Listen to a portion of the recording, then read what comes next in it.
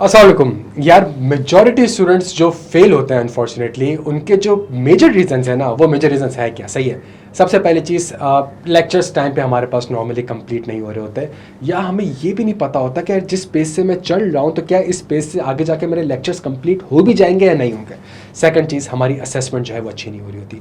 Assessment जब मैं कहता हूँ तो मुझे ये नहीं पता होता कि जी मैं कौन से टॉपिक्स में फेल हो रहा हूँ, कौन से टॉपिक्स में पास हो रहा हूँ, कौन से टॉपिक मेरे वीक है, कौन से टॉपिक्स मेरे स्ट्रॉन्ग है, क्या मेरे स्ट्रेंथ है, क्या मेरी वीकनेस है।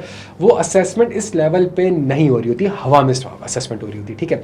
और तीसरी सबसे इंपॉर्टेंट चीज़ ये कि उस असेसमेंट की बेसिस पे मैं अपनी स्ट्रेटजी को कभी भी जो है वो रिवाइज नहीं कर रहा होता, सही है। उसके बेसिस पे अपने कोर्स ऑफ एक्शन को वापस से री इवेल्युएट नहीं कर रहा होता कि जी मैंने करना क्या है, अगर मैं वीक हूँ, इनफेक्टिव हूँ, तो मेरी क्या स्ट्रेटजी होनी चाहिए, सही है। देखिए बड़ी सिंपल सी चीज़ है, मैं पढ़ाता हूँ, हम लोग पढ़ाते हैं, आप लोग पढ़ते हैं, सही है। जब मैं पढ़ाता हूँ आपको तो इसका, और आप लोग जब पढ़ते हैं तो इसका मतलब मैं और आप जो है वो काफ़ी एक दूसरे से हम डेटा एक्सचेंज कर रहे होते हैं, सही है। आपने कितने लेक्चर्स देखे, मैंने कितने क्विज दिए, आपने कितने क्विज अटैम्प्ट करे, आपके क्या मार्क्स आए, आपके क्या वीकनेस हैं, आपने व्हाट्सएप पे क्या क्वेरीज पूछी, क्या मैंने उसके आंसर करे नहीं करे। एक बेतहाशा डेटा हमारे दरमियान जो है वो एक्सचेंज हो रहा होता है, बट अनफॉर्चुनेटली उस डेटा की बेसिस पे हम एक इन्फॉर्मेशन को जो है ना वो उसको इन्फॉर्मेशन में कन्वर्ट नहीं कर पा रहे, सही है।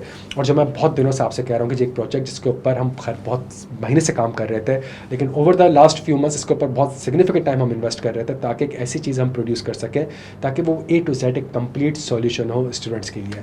देखें यार, स्मार्ट टेस्टिंग सिस्टम, जो उसको स्मार्ट कहते हैं कि मैं आपको ये बताऊँगा, सही है। ये स्मार्ट टेस्टिंग सिस्टम है, ये एक A to Z हमारे पास एक कॉम्प्रिहेंसिव, मैं मॉनिटर कर सकता हूँ आपको, आप अपनी परफॉर्मेंस को मॉनिटर कर सकते हैं। मेरे बैच में 1000 बच्चे हों, 1500 बच्चे हों, 100 बच्चे हों, मैं एक एक बच्चे को ओवर द मैक्रो लेवल पे भी कि जो पूरा जो इस बार बैच है वो कहाँ स्ट्रगल कर रहा है, बच्चा कहाँ पे स्ट्रगल कर रहा है, कौन सा बच्चा एट रिस्क है, कौन सा बच्चा परफॉर्मेंस अच्छा कर रहा है। आपके जो मार्क्स आ रहे हैं वो आपके पेयर मार्क्स के एवरेज, आप बाकी जो स्टूडेंट्स हैं उससे आपके मार्क्स ज़्यादा आ रहे हैं, उससे मार्क्स कम आ रहे हैं। A to Z complete assessment, complete information जो है वो आपके सामने होगी। मैं इसका एक छोटा सा डेमोस्ट्रेशन आपको करके दिखाता हूँ। देखें, ये आपकी आईडी है, ये आपका स्टूडेंट पोर्टल है, ये आपका स्मार्ट LMS है, सही है। इसके अंदर आपके पास डैशबोर्ड आ रहा है, सही है। और इस डैशबोर्ड के अंदर जो है चूँकि इसके अंदर हमने बहुत से फीचर्स रखे हुए हैं, बहुत सी कैरेक्टरिस्टिक्स रखी हुई हैं, तो इस स्मार्ट LMS के डैशबोर्ड के अंदर आपको एक कंप्लीट समरी बता रहा होगा आपके कितने टॉपिक्स रहते हैं, टोटल टॉपिक्स कितने हैं, आपने टियर 1 के, टियर 1 टियर 2 के आगे हम कवर करते हैं, आपने टियर 1 में कितने मार्क्स सिक्योर करे, आपने टियर 2 में कितने मार्क्स सिक्योर करे, आपने टियर 3 में कितने मार्क्स सिक्योर करे। पास्ट पेपर्स 148 है, 148 में सब तक आपने 8 पास्ट पेपर्स अटैम्प्ट कर लिए हैं। आपकी ओवरऑल जो CFEP 6 अगर हम डिस्कस करें तो CFEP 6 में हमारे पास 4 ग्रेड्स है। ग्रेड A की प्रोग्रेस आपकी इतनी है, ग्रेड B में आपकी ये प्रोग्रेस है, ग्रेड C ग्रेड D आपने स्टार्ट नहीं करा हुआ। आप अभी तक एट रिस्क है कि जिस पेज से आप चल रहे हैं, जो कैलेंडर आपने बनाया हुआ है और उस पेज से जो आप चल रहे हैं, आप पीछे एट रिस्क है। शायद आप अपना टाइम पे कोर्स कंप्लीट ना करें, ये आज जुलाई में बैठ के वो आपकी दिसंबर अटेम्प्ट के लिए आपको हाईलाइट कर रहा है, और ये चीज़ मेरे पास भी रिफ्लेक्ट हो रही होगी, सही है। फिर अगर हम इस डैशबोर्ड को थोड़ा सा मजीद एनालाइज करें, तो अगर हम देखें तो हमारे पास डैशबोर्ड के अंदर आपके पास हर टॉपिक के आगे आपको बता रहा होगा कौन से टॉपिक आपने कंप्लीट कर लिए हैं, उसके कौन से क्विजेस आपने अटेम्प्ट कर रहे हैं, कौन से सिनेरियो बेस्ड क्वेश्चन अटेम्प्ट कर रहे हैं, आपकी ओवरऑल परफॉर्मेंस ट्रेंड क्या रही है, ऊपर जा रही है, नीचे जा रही है, किस टॉपिक पे क्या है, रिसेंट एक्टिविटीज हमारे पास। अगर मैं यहाँ पे देखूँ तो हमारे पास, लेट्स से अगर मैं CFEP 6 को डिस्कस करूँ तो CFEP 6 के अंदर हमारे पास जितने भी टॉपिक्स है, सही, ग्रेड वाइज जो हमारा ICAP का सिलेबस है वो सारे का सारा यहाँ पे मौजूद है, और आपको बताया जा रहा है कि जी कौन सा टॉपिक आपने कंप्लीट कर लिया है, कौन सा टॉपिक पेंडिंग है। अगर किसी भी टॉपिक को आप मार्क एस कंप्लीट करेंगे तो वो सिंपल से आपसे 6 से 8 MCQs पूछेगा।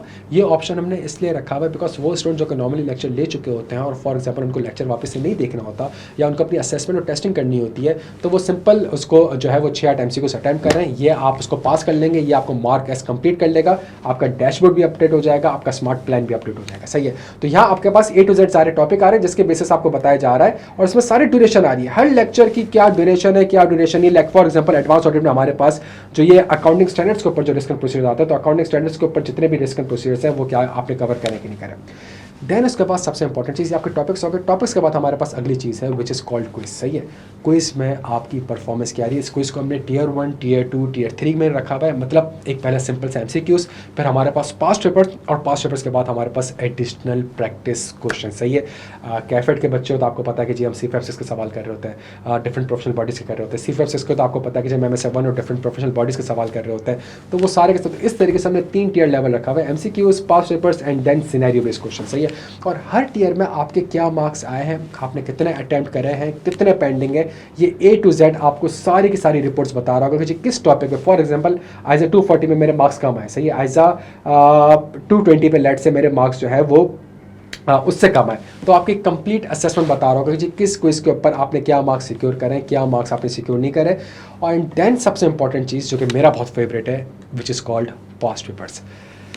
नॉर्मली क्या होता है, आपने ऑडिट रिस्क का लेक्चर कंप्लीट किया तो जो कॉन्सेप्चुअल लेक्चर है वो मुश्किल से 2-3 घंटे का होगा। जब 2-3 घंटे का आपने कॉन्सेप्चुअल लेक्चर कंप्लीट कर लिया तो असल चीज़ ऑडिट रिस्क में जो है वो ड्राफ्टिंग है। अब जब ड्राफ्टिंग है तो मैं यहाँ पे जाऊँगा, मैं कहूँगा कि यार मैं जा रहा हूँ ऑल ग्रिड में, प्लानिंग रिस्क एंड परफॉर्मेंस में, और मैं जा रहा हूँ आइजा 315 ऑडिट रिस्क में।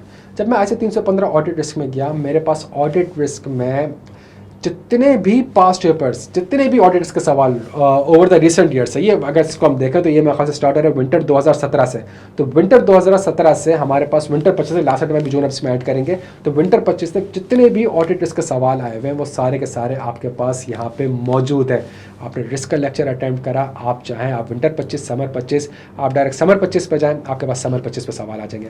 आप आगे जाके ये कहते हैं कि नहीं यार मुझे तो जो है वो ऑल ग्रेड करना है और मेरी तैयारी कंप्लीट हो गई है और अब जो है मैं विंटर 25 का पेपर का अटेम्प्ट करने जा रहा हूँ। तो विंटर 25 के आपके पास पहला सवाल, दूसरा सवाल, तीसरा सवाल, सारे सवाल आपके पास ऐड हो जाएंगे।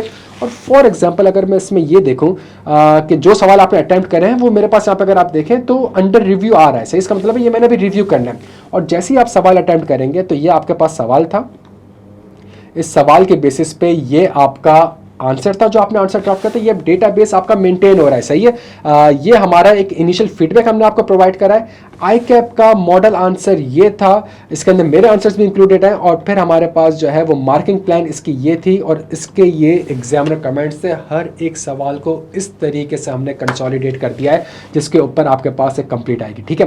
अगर आप कहते हैं कि यार फॉर एग्जाम्पल मैंने एक सवाल अटैम्प्ट करना है, मैं शुरू के 4 सवाल अटैम्प्ट कर चुका हूँ, मैंने विंटर 25 का क्वेश्चन 4 करना है, या फॉर एग्जाम्पल अगर हम ऑडिट रिस्क में ही चलते हैं और ऑडिट रिस्क में अगर हम देखें आइजा 315, तो मैं फॉर एग्जांपल समर 25 का क्वेश्चन 1 अटेम्प्ट करता हूँ। जैसे समर 25 का क्वेश्चन 1 अटेम्प्ट करेंगे आपके पास जो विंडो खुलेगी वो सेम आई कैप का जो हमारा प्लेटफॉर्म होता है उसके हिसाब से विंडो खुलेगी। सवाल आपके सामने मौजूद हो गया है, आपने इसको स्टार्ट अटेम्प्ट करना है। स्टार्ट अटेम्प्ट करने के बाद आपने सिर्फ और सिर्फ अपना आंसर अटेम्प्ट करना है। For example risk of PP impairment, risk of inventory impairment. जहाँ आप ये काम करते हैं, अगर एक्सेल स्प्रेडशीट है वो भी आपके पास आएगी, आप यहाँ पे अपना आंसर सबमिट कर देंगे समर 25 का क्वेश्चन 1। जैसे ही आप आंसर सबमिट करेंगे वो आपको बताएगा your answer has been submitted, instructor will provide your personalised feedback shortly.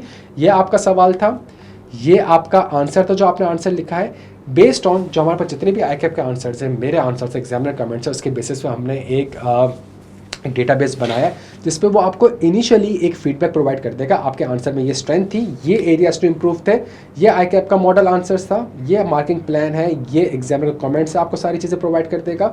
और जैसे ही आप ये आंसर जमा कराएंगे, जैसे ही आंसर जमा कराएंगे आप, मेरे पास फ़ौरन से आपकी रिपोर्ट आ गई है, मोहम्मद इब्राहिम ने समर 25 का क्वेश्चन 1 करा, सही है। मैं इसमें जाऊँगा, सवाल ये था, स्टूडेंट का आंसर ये था, risk of PP impairment and risk of inventory impairment. मेरी यहाँ पे एक असेसमेंट आ रही होगी, सही है, जो असेसमेंट इनिशियल असेसमेंट है, मॉडल आंसर ये था, मेरे सामने मौजूद होगा, मार्किंग प्लान ये था, उसके बेसिस पे मैं आपको स्कोर दूंगा, 4 मार्क्स मैंने आपको दिए हैं और उसके बेसिस पे आपको स्पेसिफिक फीडबैक प्रोवाइड करूंगा कि जानी थोड़ा सा एक्सप्लेन कर दो, रिस्क फैक्टर्स को आइडेंटिफाई करो। मैं थोड़ा सा भी प्रिसाइज कर रहा हूँ ताकि आपको बता सकूँ। रिस्क को जानी थोड़ा सा एक्सप्लेन करो, सवाल से रिस्क फैक्टर्स को ढूंढो, for example decline in customer demand, उसको लिंक करो एजर्शन से और फिर रिस्क को थोड़ा एक्सप्लेन करो। तो फॉर एग्जांपल मैं एक डिटेल में आपको आंसर प्रोवाइड कर रहा हूँ। जैसे ही मैं करता हूँ सेव रिव्यू एंड सबमिट, मेरी तरफ से आंसर सबमिट हो चुका है। मुझे पता चलेगा मेरे पास कितने बच्चों के आंसर्स पेंडिंग है और जहाँ मैं ये आंसर आपको सबमिट करता हूँ, मैं फ़ौरन से डैशबोर्ड में गया, डैशबोर्ड से मैं पास्ट पेपर्स में आया। जैसे ही मैं पास्ट पेपर्स में आया, समर 25 क्वेश्चन में उसने ग्रीन मार्क कर दिया है, उसने कहा कि जी व्यू स्कोर करना है, आप व्यू स्कोर कर लें। आप जैसे स्कोर व्यू करेंगे आपके पास इनिशियल फीडबैक, आपका आंसर, मेरा इंस्ट्रक्टर कमेंट, जानी थोड़ा सा एक्सप्लेन कर दो, सवाल रिस्क फैक्टर को ढूंढो, और फॉर एग्जाम्पल सारी की सारी चीज़ें इस तरीके से रियल टाइम में चलनी होगी। तो ये हमारे पास पास्ट पेपर्स है, प्लस व्हाट्सएप ग्रुप पे यार ये भेज दो, वो भेज दो, PDF अपडेटेड है, आइजा कौन सा वाला लेके जाना है, A to Z हर एक आइजा जो है यहाँ पे आपके लिए अपलोड कर दिया है PDF में। कंप्लीट आइजा वर्जन भी, अपडेटेड वर्जन भी, वो भी यहाँ पे अपलोड कर दिया गया है। प्लस जो मेरे क्लास नोट्स होते हैं जो कि बहुत इंपॉर्टेंट होते हैं, जिसके अंदर हमारे पास स्मार्ट क्लास है, एडिशनल प्रैक्टिस क्वेश्चन है, सारे के सारी चीज़ें हमने यहाँ पे ऐड कर दी हैं। प्लस आपने देखा होगा climate change, artificial intelligence, accounting risk के स्टैंडर्ड्स एंड प्रोसीजर, सही है, कंपनीज एक्ट, डेटा से रिलेटेड कुछ चीज़ें, ड्यू डिलिजेंस, ये कुछ एडिशनल चीज़ें जिसको हम एडिशनल क्लासेस ले रहे होते हैं, एडिशनल प्रैक्टिस कर रहे होते हैं। इसके अलग से क्लास हैंड आउट मैंने कर दी है। सबसे इंपॉर्टेंट चीज़ जो मुझे बड़ी ज़बरदस्त लगती है वो ये लगती है कि अगर आपका कोई सवाल है, मैं आपको चैलेंज करता हूँ, अब तक आपने जितने भी ग्रुप पे सवाल पूछेंगे वो सारे के सारे एड्रेस नहीं होते, और प्लस डे एंड पे आपको नहीं पता था कब तक आप नॉर्मली कहाँ स्ट्रगल कर रहे हो, बच्चा कहाँ पे स्ट्रगल कर रहा है। तो यहाँ पे जिस तरीके से हमारे पास रेडिट में एक वर्जन होता है, सेम वर्जन हमने यहाँ पे रखा हुआ है यार, जिसके अंदर आपने कोई भी क्वेरी करनी है आप क्वेरी कर सकते हैं। फॉर एग्जाम्पल आप कह सकते हैं ISA 315 ऑडिट रिस्क, आपने टॉपिक सेलेक्ट करा, टाइटल आपने करा लेट से ऑडिट रिस्क, आपने कहा डिस्क्रिप्शन में कि यार not clear on significant risk late से, या not clear on spectrum of risk. जैसे ही आपने ये करा, आपने कहा 315 का है, ये हमने इस तरीके से डेटा रखा हुआ है ताकि जितने भी 315 के सवाल जितना भी बच्चा पूछेगा वो सारा का सारा यहाँ पे कंसोलिडेट हो जाएगा। देयर इज अ पॉसिबिलिटी कि आप जो सवाल पूछ रहे हैं वो मैंने ऑलरेडी एड्रेस किया हुआ होगा। तो एक ऑडिट इसका नया टैब बन गया, आपने सवाल पूछ लिया, मेरे पास आ जाएगा, मैं यहीं पर बैठ के आपको आंसर करूँगा और यहीं पर बैठ के आपको चीज़ें बताऊँगा, सही है। अच्छा, इसके बाद हमारे पास सबसे important cheese which is called insight.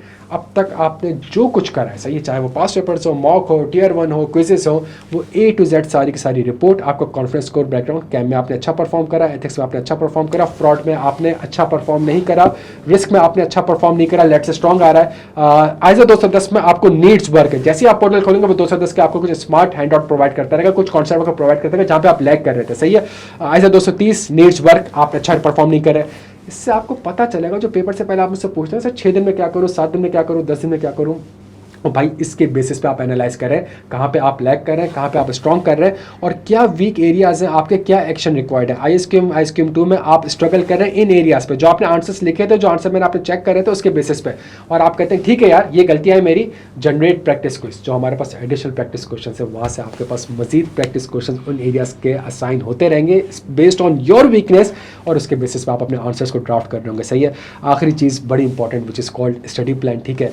आप बैठ के खुद अपना स्मार्ट कैलेंडर बनाएं, स्मार्ट प्लान बनाएं कि आप घंटे में कितना टाइम दे सकते हैं, सही है। फॉर एग्जांपल, और आपने टाइम देना है तो आपने टाइम किस तरीके से देना है, आपने डेटा ड्रिवन टाइम देना है कि आप फॉर एग्जांपल वीकली बना लें, आपका स्टार्ट डेट यहाँ पे, एंड डेट मुझे पेपर दिसंबर में देना है, 11 दिसंबर तक मुझे कोर्स कंप्लीट करना है।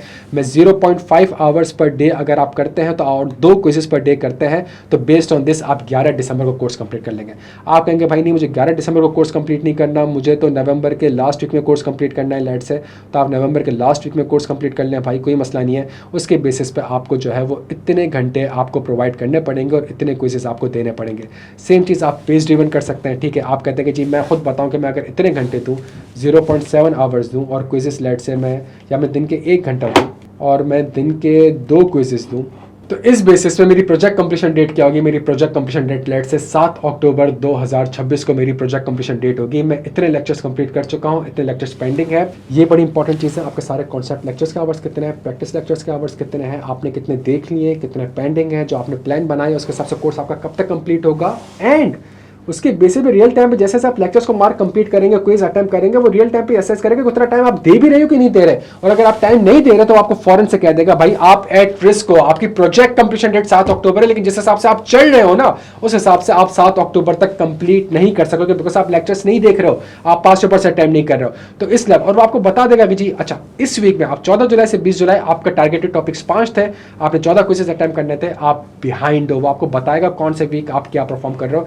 इतना डिटेल लेवल पे हमने चीज़ों को जो है आपके लिए बता दिया है बच्चों। तो एक डेटाबेस बहुत है ना यार, और डेटाबेस डिफरेंट फॉर्मेट्स में था, डिफरेंट जगह पे था, डिफरेंट मोड्स में था। कभी वॉइस चैट हो रही है, कभी वर्बल कम्युनिकेशन हो रही है, कभी जो है वो कॉल्स पे बात हो रही है, कभी। अच्छा, एक और चीज़ जो सबसे इंपॉर्टेंट है वो ये है कि जो मेरा इंस्ट्रक्टर का जो डैशबोर्ड होगा, सही है। तो फॉर एग्जांपल अगर आपके पास, मेरे पास यहाँ पे कंप्लीट डैशबोर्ड आ रहा होगा, कितने टास्क मेरे पार्ट पे पेंडिंग है, कितने मॉक पेंडिंग है, क्या मेरे पास जो है जो भी आपने क्विजेस वगैरह या जो भी आपने क्वेरीज वगैरह रेस करी थी वो सारी मेरे पास आ रही होंगी।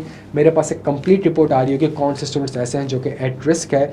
मेरे पास एक कंप्लीट रिपोर्ट आ रही होगी कि यार 200 में बच्चा स्ट्रगल कर रहा है, 240 से बच्चे की परफॉर्मेंस अच्छी है, अच्छा स्कोर कर रहा है, कॉन्सेप्चुअल फ्रेमवर्क में थोड़ा सा स्ट्रगल कर रहा है 210 में, इसके बेस पे मैं जो है वो सेशंस कंडक्ट कर सकूँगा। मुझे पता होगा यार मेरे पास जिस पैसे बच्चा बैठा हुआ है वो कहाँ पे लैग कर रहा है, सही है।